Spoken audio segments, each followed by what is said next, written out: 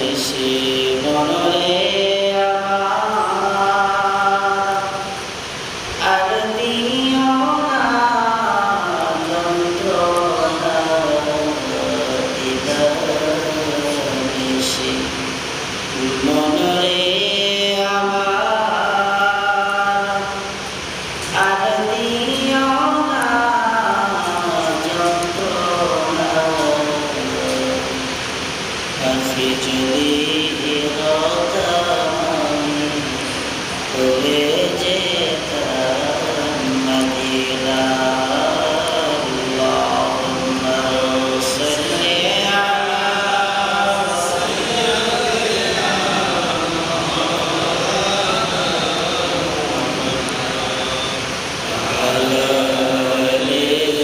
সাইয়্যিদিনা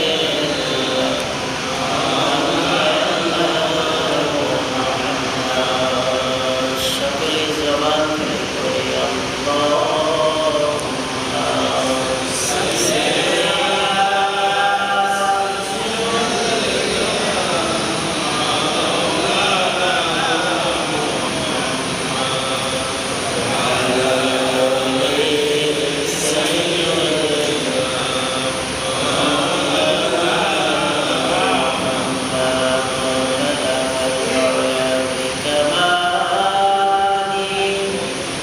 كشف الدجى بجماله كسرت جميع خصاله صلوا عليه وآله الحمد لله সৃষ্টির মহান স্রষ্টা দয়াময় আল্লাহর দরবারে লাখো কোটি শুকর ও সুজুদ যে মহামহিয়ান রব আমাদেরকে দুনিয়ার সমস্ত ঝামেলা থেকে পার করে হজের মাসে হজের দিনে কোরবানির দিনে আল্লাহ পাকের কুদরতি কদমে সিজদা দিয়ে ধন্যবাদ রাখে জীবন নামাজ আদায় করার জন্য মসজিদে আসা বসার মতো তৌফিক দান করলেন। এজন্য সকলেই নিয়ামতের শুকর আদায়ার্থে মুসলমান হিসাবে ঈমানের আওয়াজকে উঁচু করে এক আওয়াজে উচ্চ কণ্ঠে কালিমাতুর শুকর আদায় করে সকলে জবান খুলে পড়ি আলহামদুলিল্লাহ। আবার জবান খুলে পড়ি আলহামদুলিল্লাহ। লাখ কোটি দরুদ সালাম মানবতা মুক্তির দিশারি সাইয়্যিদুল মুরসালিন রাহমাতুল লিল আলামিন খাতামুন নবিয়্যিন নবী মুহাম্মদ মুস্তাফা সাল্লাল্লাহু আলাইহি ওয়াসাল্লাম। মুহতারাম ইসলামী কোরআনুল কারীমের আয়াতের মধ্যে থেকে একটা আয়াতে কারিমা তেলাওয়াত করেছি। আয়াত ও হাদিসকে সামনে রেখে সংক্ষিপ্ত সময় কিছু কথা বলার চেষ্টা করা হবে ইনশাআল্লাহ। ইন্না আউওয়ালা বাইত বুদিআ লিন-নাস লাল্লাযী বিবাক্কাতা মুবারাকান। নিশ্চয় প্রথম ঘর আল্লাহ পাক রব্বুল আলামিন মক্কা শহরে নির্মাণ করেছেন। হুদাল লিল আলামিন, এই ঘর পুরা আলম সমূহের জন্য হেদায়াত। ফীহি আয়াতুম বায়্যিনাতুম মাকামু ইব্রাহিম। আল্লাহ পাক এখানে অনেক নিদর্শন রেখেছেন, তার মধ্যে অন্যতম একটি নিদর্শন হল মাকাম ইব্রাহিম। ওয়ামান দাখালাহু কানা আমিনা। যে ব্যক্তি এই শহরে প্রবেশ করে সে ব্যক্তি নিরাপদ হয়ে যায়। ওয়ালিল্লাহি আলান নাসি হিজ্জুল বাইতি মান ইসতাতাআ ইলাইহি সাবিলা। আর যাদের এ ঘর তওয়াফ করার মতো, এক কথায় হজ করার মতো টাকা পয়সা আছে, তাদের উচিত তারা যেন আল্লাহর ঘর কাবাকে তওয়াফ করে, অর্থাৎ হজ করে। কারণ যে ব্যক্তির হজ করার মতো সামর্থ্য আছে অথচ হজ করে না, আল্লাহর হাবিব বলেন ইয়াহুদিয়্যা ওয়ালা নাসরানিয়্যা। সে ব্যক্তি ইয়াহুদি হয়ে মরুক বা নাসারা হয়ে মরুক, আমি রসুলের কোনো আসে যায় না। তবে এ কথা নিশ্চিত যে সেই ব্যক্তি মুসলমান হয়ে মৃত্যুবরণ করবে না, কারণ ইসলামের মূল বুনিয়াদের মধ্যে হজ অন্যতম একটি ইবাদত। এই ইবাদতকে যে ব্যক্তি অস্বীকার করবে সেই ব্যক্তি কাফের হয়ে যাবে, আর যে ব্যক্তি অস্বীকার করবে না কিন্তু যাবেও না সেই ব্যক্তি ফাসিক, মানে প্রকাশ্যে গুনাহগারী। তো যাই হোক, হজের মৌসুম চলতেছে। আজকে হজের দিন 8 তারিখ থেকে শুরু হয়েছে, 12 তারিখ সূর্যাস্ত পর্যন্ত হাজী সাহেবরা হজ করবে।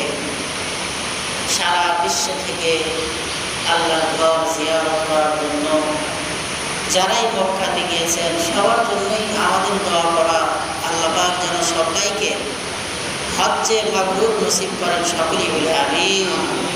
হজ্জে মাবরুর মানে কবুল হজ। আল্লাহ পাক সবার হজ যেন কবুল করে নেন।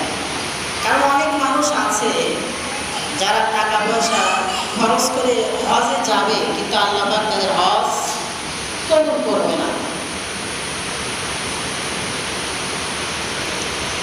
জগৎ বিখ্যাত আলেম বুজুর্গ ইমাম মালিক, জগৎ বিখ্যাত আলেম এবং বুজুর্গ মালিক ইবনে দিনার রহমাতুল্লাহি আলাইহি হজ করার জন্য মক্কা মদিনাতে গিয়েছেন। তো আল্লাহর ঘর তওয়াফ করতে করতে শরীরের ভিতরে একটা ক্লান্তি ভাব চলে আসতে, তো উনি কাবা চত্বরে কাবা শরীফের সঙ্গে টেক লাগায় ঘুমিয়ে পড়ছেন। তো আল্লাহ পাক রব্বুল আলামিন মালিক ইবনে দিনারকে সামনে দেখাইলেন যে মালিক, যত মানুষকে তুমি এখানে হজ করতে দেখতেছো আজকে সবার হজ আমি আল্লাহ পাক রব্বুল আলামিন কবুল করেছি একজনের হজ ব্যতীত। তবে এটাও তুমি শুনে রাখো যে এই ব্যক্তি 39 বছর হলো প্রত্যেকবারই হজ করে। 39 বছর হলো মক্কা মদিনা কাবা শরীফের পাশে দাঁড়িয়ে নামাজ পড়ে। 39 বছর বয়স হলো কাবা চত্বর থেকে সে বাড়ি ফিরে যায় না। ওই ব্যক্তির হজ ব্যতীত বাকি সবার হজ আমি কবুল করে নিয়েছি। মালিক ইবনে দিনার রহমাতুল্লাহি আলাইহি ঘুম থেকে জাগ্রত হয়ে গেলেন। জাগ্রত হওয়ার পরে চিন্তায় পড়ে গেলেন, পেরেশান। একজনের হজ ব্যতীত ভিন্ন সবার হজ কবুল। ওই একজন ব্যক্তিকে রে আমি মালিক ইবনে দিনারের খুঁজে খুঁজে বের করতে হবে। আল্লাহ পাক রব্বুল আলামিন স্বপ্নের মধ্যে আব্দুল্লাহ ইবনে হারুন সামারকান তার ছবিও দেখিয়ে দিয়েছেন। এই ব্যক্তির হজ ব্যতীত বাকি সবার হজ আমি আল্লাহ তাআলা কবুল করলাম। মালিক ইবনে দিনার মক্কাতে কাবা চত্বরে তন্ন তন্ন করে 3 দিন খুঁজলেন, খুঁজে পাইলেন না। এবার কাবার মানুষদেরকে জিজ্ঞাসা করলেন, এমন এমন ব্যক্তিকে তোমরা চেনো নাকি? যেই ব্যক্তি 40 বছর হলো 39 বছর হলো এই কাবা চত্বরে প্রত্যেকবার তওয়াফ করে, কাবা চত্বরে দাঁড়িয়ে দাঁড়িয়ে নামাজ পড়ে, জিকির আজকার তেলাওয়াত করে। মালিক ইবনে দিনারের বর্ণনা শোনার পরে সবাই বলল, হ্যাঁ এমন ব্যক্তিকে তো আমরা চিনি। ওই ব্যক্তি তো বিখ্যাত বুজুর্গ, যেই ব্যক্তি কাবা চত্বরে দাঁড়িয়ে দাঁড়িয়ে আজকে 40 বছর পর্যন্ত ইবাদত করে। সবাই মিলে কাবা চত্বর তল্লাশি চালাইলো, কোথাও খুঁজে পাওয়া যায় না।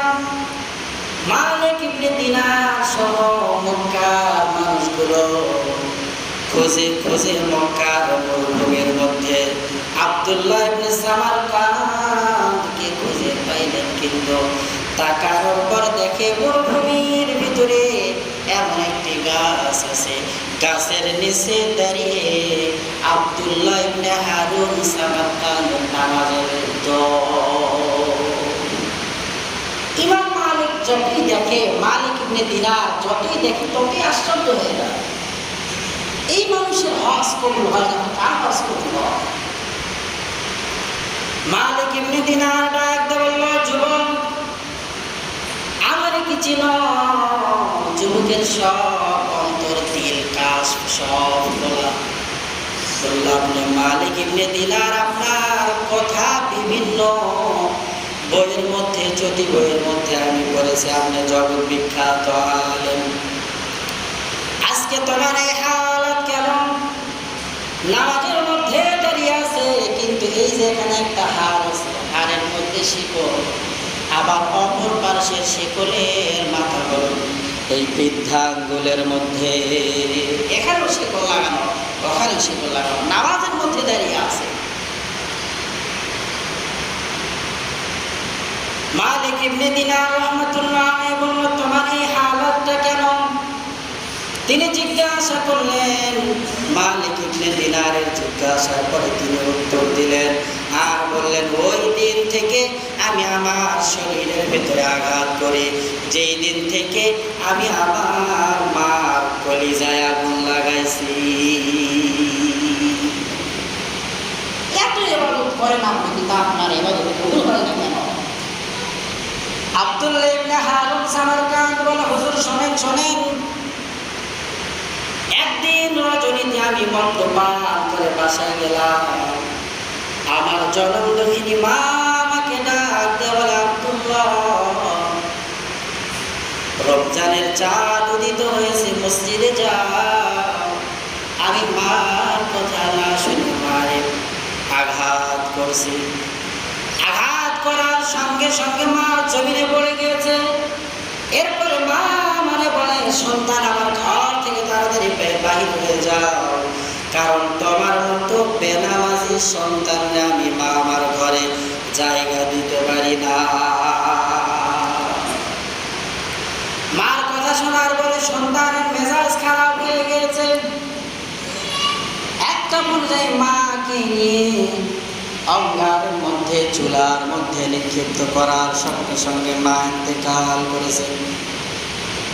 যুবকের এবার মার মৃত দেহ দেখার পরে আর ঠিক থাকতে পারে না, সঙ্গে সঙ্গে আল্লাহ পাকের কাছে তওবা দিল্লা শুরু করছে।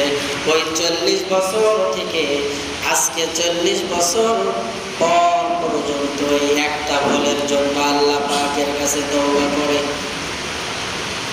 মালিক ইবনে দিনার ডাক দিয়ে বলে, তোমার জিন্দেগির ভিতরে যতই নেক আমল করো না কেন, 40 বছর কেন, তুমি যদি 40 দোকানে 80 বছর আল্লাহর ঘর জিয়ারত করো, যতক্ষণ না পর্যন্ত তোমার মা তোমাকে ক্ষমা করবে, আল্লাহ পাকের দরবারে তোমার একটা আমল কবুল হবে না। আল্লাহ পাকের কাছে আমল কবুল করাইতে চাইলে মা বাবার সঙ্গে বেয়াদবি করা যাবে না। এতটুকু ঘটনা আপনাদের কমন, কারণ এর আগেও একদিন বলেছিলাম, মালিক ইবনে দিনার রাহমাতুল্লাহি আলাইহি এবার ওই সন্তানকে আব্দুল্লাহ ইবনে হারুন সামারকান্দকে বলল, তোমার মতো, তোমার চাইতে বড় খারাপ লোক আল্লাহর জমিনের মধ্যে আর কেউই নাই, তুমি এখান থেকে দূর হয়ে যাও। মালিক ইবনে দিনারের কথা বলার পরে তিনি বাসায় ফিরে গেলেন। আব্দুল্লাহ ইবনে হারুন সামারকান্দ আল্লাহর দরবারে ফরিয়াদ করলেন আর ডাক দিয়ে বললেন, আল্লাহ, আজকে 40 বছর হয়ে গেল আপনার ঘরের কিনারায় দাঁড়িয়ে দাঁড়িয়ে দাঁড়িয়ে দাঁড়িয়ে কান্না করি। আপনি যদি আপনার দরবার থেকে আমার তাড়াইয়া দেন, আপনার বান্দা কোথায় যাবে? কারণ আপনার দরজা ছাড়া আমার যাওয়ার আর কোনো জায়গা না। আল্লাহ পাকের জোশে আঘাত লাগার সঙ্গে সঙ্গে আল্লাহ পাক রব্বুল আলামিন জিবরিল আমিনের মাধ্যমে আমার পয়গম্বর জনাবে মুহাম্মদুর রাসূলুল্লাহর নিকটে পয়গাম পাঠাইছে যে, হাবিব আমার, আপনার একজন গোলাম থেকে আমি আল্লাহ পাক রব্বুল আলামিন ক্ষমার ঘোষণা দিয়েছি। কিন্তু জগৎ বিখ্যাত আলেম মালিক ইবনে দিনার ব্যক্তিকে বলেছে আল্লাহ তোমার জিন্দেগিতে ক্ষমা করবে না।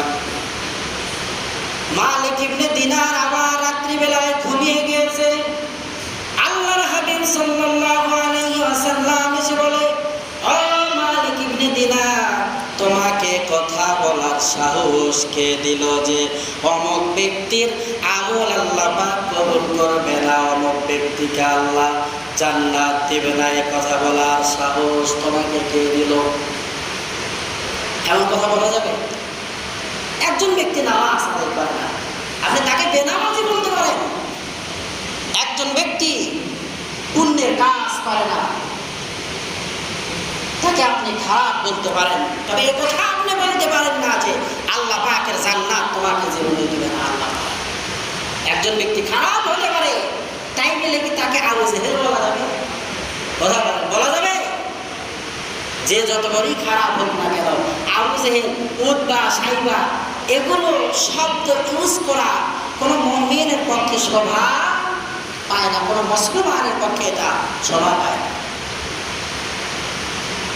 মালিক ইবনে দিনারকে আল্লাহর হাবিব বলল, তাড়াতাড়ি মক্কায় দৌড়াও। আর আব্দুল্লাহ ইবনে সামারকানকে বলবে যে আল্লাহ পাক তারে ক্ষমার ঘোষণা দিয়েছে, কারণ কুলিয়া ইবাদিয়াল্লাযিনা আসরাফু আলা আনফুসিহিম লা তাকনাতু মির রাহমাতিল্লাহ। আল্লাহ জানিয়ে দেয়, বান্দা জিন্দেগিতে যত গুনাহ করো না কেন, লা তাকনাতু মির রাহমাতিল্লাহ, আমি আল্লাহ পাকের রহমত থেকে নিরাশ হবে না। মালিক ইবনে দিনার দৌড় মারছে। যাওয়ার পরে যুবককে বলে, যুবক, আল্লাহ পাক তোমার ক্ষমার ঘোষণা দিয়েছে, তবে শোনো শোনো, ক্ষমা ওই সময় পর্যন্ত পাবে যতক্ষণ না পর্যন্ত মা তোমার ক্ষমা করবে। কিয়ামতের ময়দানে আব্দুল্লাহ ইবনে হারুন সামারকান্দ এবং মা স্পেশাল বিচার হবে। কি বিচার হবে? স্পেশাল বিচার হবে।